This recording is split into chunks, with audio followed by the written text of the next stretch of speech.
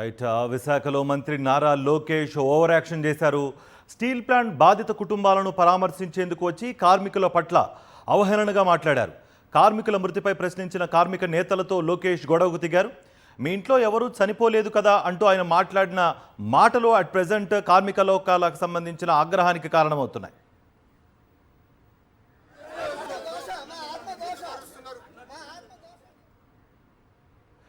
ఇదే అంశంపై స్పందించడానికి మనతో పాటు తనుజరాణి గారు, అరకు ఎంపీ ఉన్నారు, మనతో పాటు జాయిన్ అవుతున్నారు. మేడం నమస్తే అండి. నమస్తే సార్. నమస్తే మేడం, ఎలా చూస్తారు విశాఖ స్టీల్ ప్లాంట్లో జరిగిన ఈ ప్రమాదానికి? ఎవరు కారణం అంటారు, ఎవరి నిర్లక్ష్యం కారణం అంటారు? ముందుగా విశాఖపట్నం స్టీల్ ప్లాంట్ లో జరిగిన ఈ సంఘటన మీద నేను దిగ్భ్రాంతి చెందిస్తున్నాను. అలానే 8 మంది చనిపోవడానికి 8 మంది కుటుంబాలకి దేవుడు బ్లెస్సింగ్స్ ఉండాలి.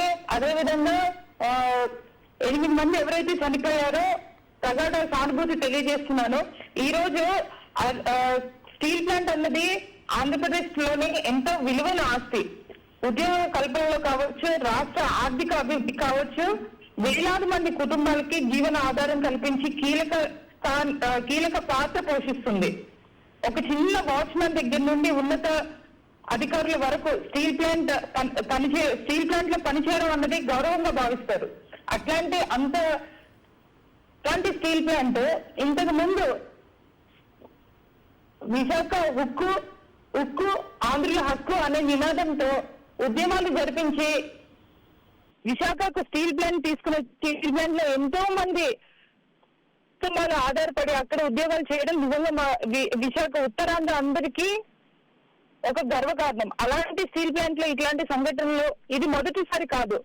ఈ 2 years లోని ఇది సెకండ్ టైం ఇలా జరుగుతుంది. ఇంతకు ముందు కూడా ఎన్నో సంఘటనలు జరిగాయి, కానీ దాంట్లో ఒకరు ఇద్దరు చనిపోవడం జరిగింది. కానీ 8 మంది చనిపోవడం అన్నది నిజంగా బాధాకరం. రైట్ అండి తనుజారాణి గారు, థ్యాంక్ యూ. అయితే లోకేష్ గారు ఇంతకు ముందు ఈ ప్రెస్ లో మాట్లాడడం, వాళ్ళందరూ కూడా క్వశ్చన్ చేయడం కూడా మనం చూస్తున్నాం. క్వశ్చన్ చేసినప్పుడు ఎవరైనా ఒక ప్రభుత్వంలో ఉన్నప్పుడు ప్రభుత్వంలోని ఒక మినిస్టర్స్ స్థాయిలో వెళ్ళారు అని అంటే అందరూ కూడా ఎంతో కరెక్ట్ ఇన్సిడెంట్ జరిగినప్పుడు కరెక్ట్ గా వచ్చారు చెప్పి అందరు రెస్పాండ్ అవ్వాలి. కానీ వీళ్ళు వెళ్ళినప్పుడు అన్ని క్వశ్చన్స్ అడుగుతున్నారని అంటే అక్కడే మనకి అందరికి క్వశ్చన్ మార్క్. మొత్తం ఆంధ్రప్రదేశ్ ప్రజలందరూ కూడా గమనించాలి వాళ్ళ పాలన ఎలా ఉంది, వాళ్ళు ఇట్లాంటి కార్మికుల మీద వాళ్ళకి నిజంగా ఎంత చిత్తశుద్ధితో పనిచేస్తున్నారు అని చెప్పి మనం అందరూ అనుకోవచ్చు. అండ్ ఈ రోజు అడుగుతున్నారు, వాళ్ళందరూ నిలదీస్తున్నారు అని అంటే కేవలం ఈ రోజు కూటమి ప్రభుత్వం పాలన మొత్తం కూడా ప్రైవేటైజేషన్ మీదే ఉందని చెప్పి మనకి ఈ రోజు క్లియర్ కట్ గా మనం తెలుసుకోవచ్చు. అదేవిధంగా ఈ అరకు పార్లమెంట్ మెంబర్ గా నేను ప్రస్తుత కూటమి ప్రభుత్వానికి డిమాండ్ చేస్తున్నాను. ఎవరైతే బాధితులు ఉన్నారో, ఎవరైతే చనిపోయారో వాళ్ళకి ₹1 ఆర్థిక సహాయం చేయాలి. ఎవరైతే కార్మికులు ఇక్కడ నుండి ఉన్నారో స్టేట్ కూడా వాళ్ళకి లైఫ్ ఇన్సూరెన్స్ కూడా సపోర్ట్ చేయాలని చెప్పి డిమాండ్ చేస్తున్నాను. థ్యాంక్ యూ అండి తనుజారాణి గారు.